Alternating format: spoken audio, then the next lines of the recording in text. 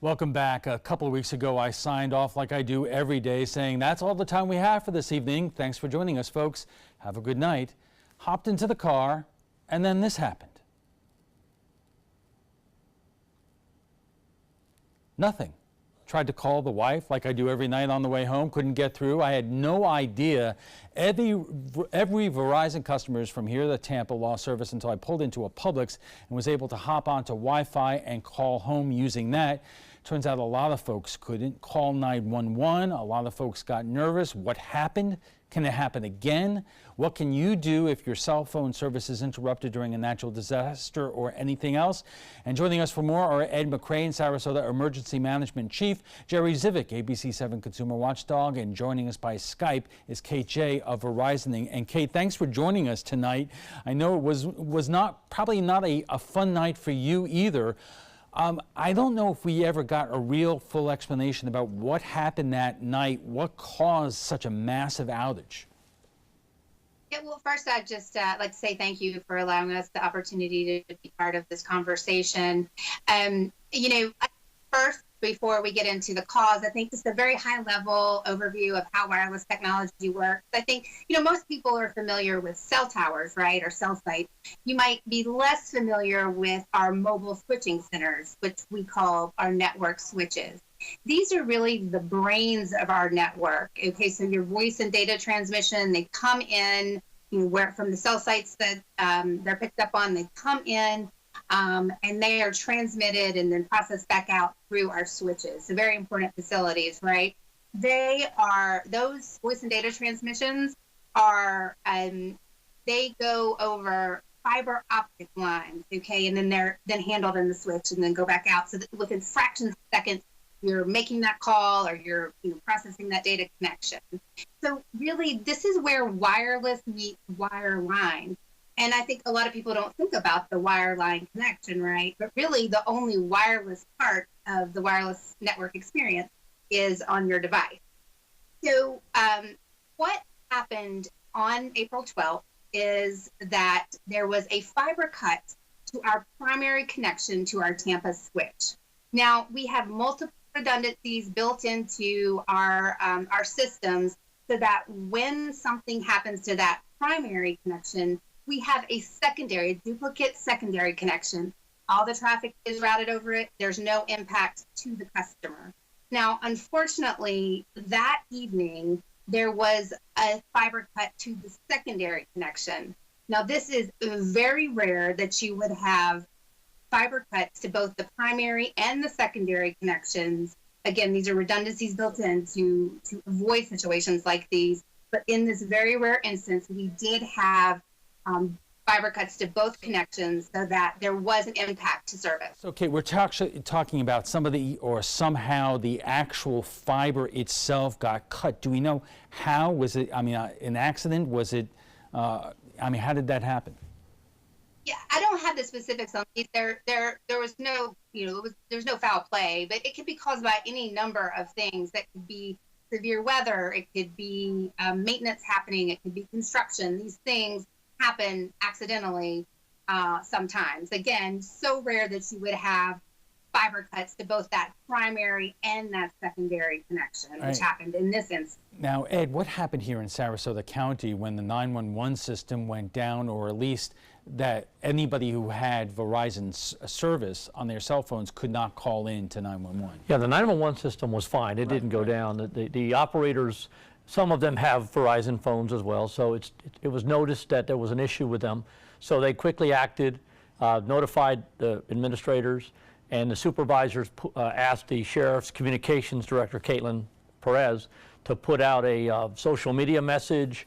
They started notifying media so that they could let people know. The key was to get the public out there to be aware that if you do have, for that particular event, a Verizon device, you were not able to call 911, use a different service, get a friend, go to a neighbor's house or something if you need assistance. Right. And Jerry, we've done stories about that. There are apps that you could have on your phone that utilize different cell phone service to make two-way messaging. But do a lot of people have those apps available to them? No, I don't think a lot of people do have those apps, and I think it requires even more technological expertise than a lot of people have. What people can do sometimes, though, is the text band is still available, even though the cell band is not. That's one of the options as well.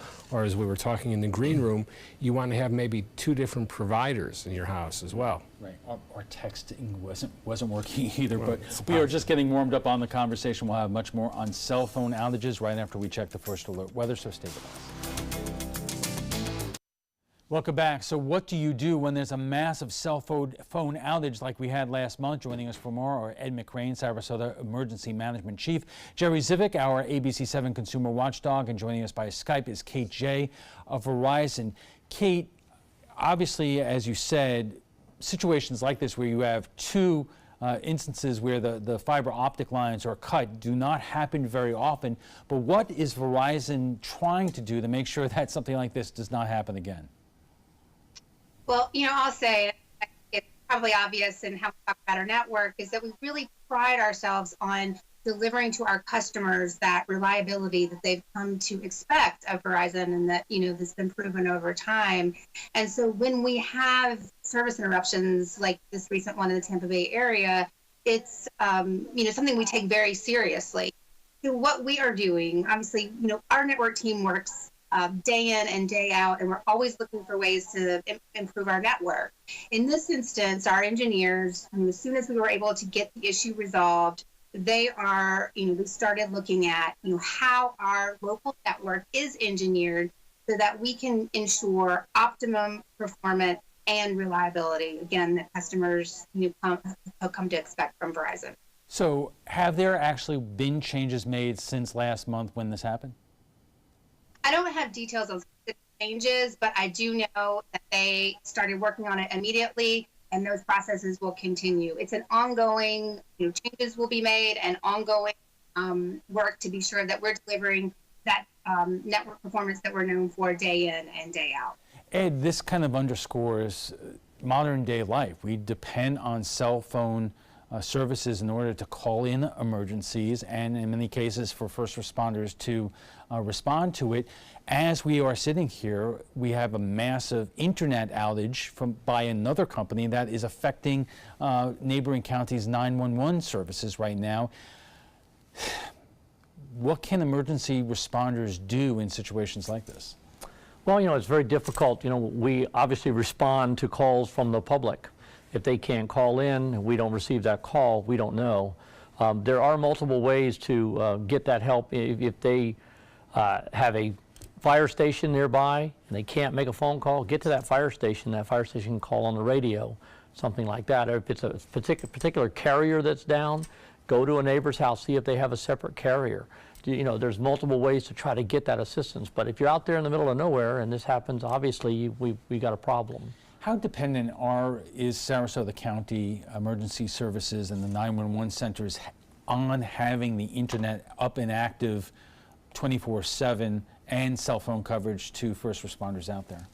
Well, it's critical, but we have redundant systems as well. We have our 800 megahertz radio network. We can reach out, even if we have an issue with a tower, they can go to site trunking. They've had issues before like that, where you can still communicate with those units in the field and get them to the location. If the unit's GPS or their laptop system doesn't work, they go back to reading the map and, getting out there. So it's important for our firefighters and law enforcement officers to not only rely on that technology, but to learn their area, learn their zone, learn the streets, become familiar with it. So if that does go down, you still can get to a call.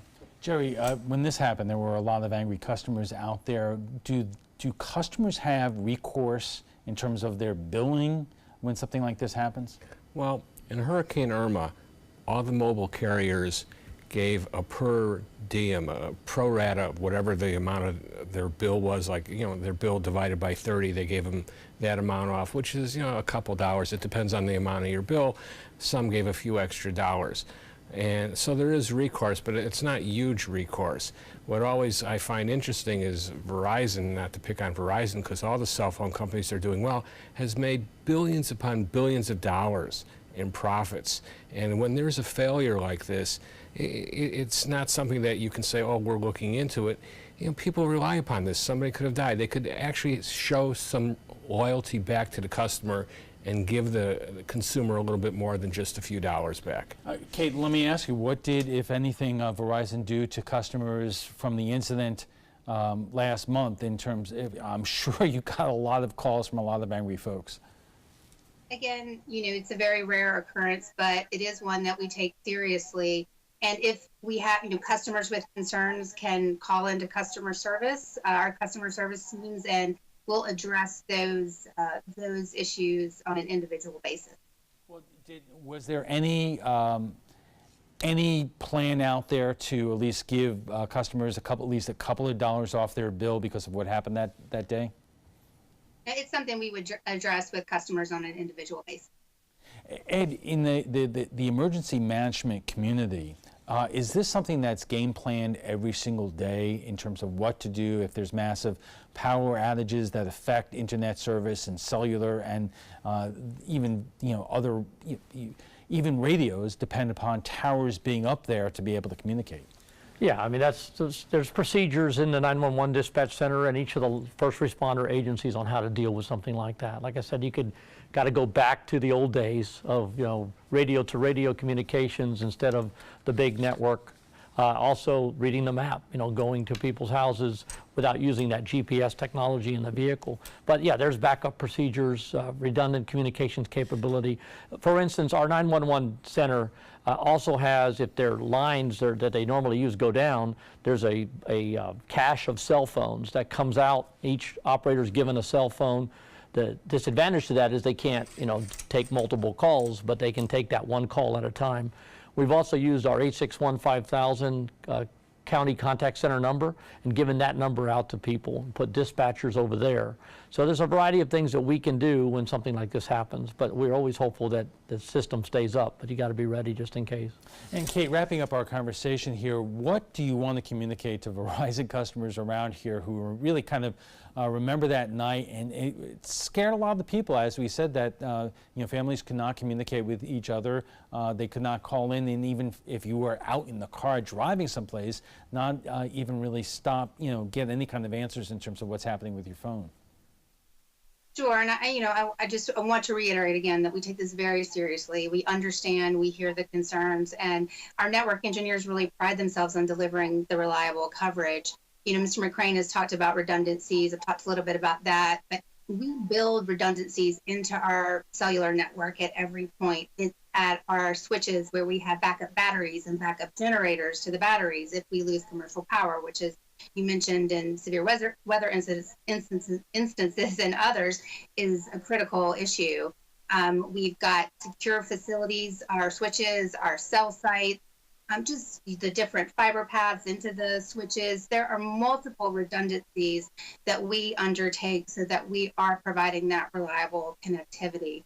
And that is an investment for us, that reliability, security, and connectivity. We've spent over $125 billion on our network since 2000, but we are committed to making that investment so that we can provide that service to our customers. Again, the outage that happened in the Tampa area recently is very rare, but certainly one that we take very seriously, and our network engineers are working to ensure that that doesn't happen again. Jerry, and all of the okay, no, I was going to ask Jerry.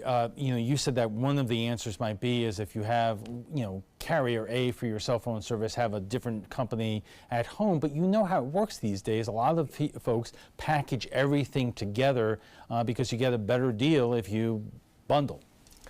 It's no guarantee that it's going to work, and you also sometimes that's not even necessary, because if the internet is working and your cell could be out, you could still do Wi-Fi to get your call out. So that's you just need different options. I think we've talked about satellite phones. That's an option too. Actually, to me, this is a failure in technology. Why can't whoever regulates cell phones for our safety, where these are regulated for safety, have some sort of emergency signal required to be built in where we could reach out to 911? Okay, and Ed, in terms of, we're coming up against hurricane season here right now, anything new you're doing in terms of communications for this season? Well, yes, we're doing a lot more. We do our press conferences twice a day, but we're going to actually be doing a live cut-in with our Access Sarasota television station and offering that to the local media of things that are occurring now, of like when the winds reach 45 and we can't respond, we'll be cutting into that so that we can provide that information to the public. Do a lot more on social media as well. Okay, we have to leave it there. FYI, you can watch past discussions on demand. They're available on Apple TV, Amazon Fire, and Roku. We want to thank all our guests for being here tonight. Ed McCrane is the Sarasota Emergency Management Chief. Jerry Zivic is our ABC 7 watchdog, consumer watchdog. And joining us by Skype is Kate J. of Verizon.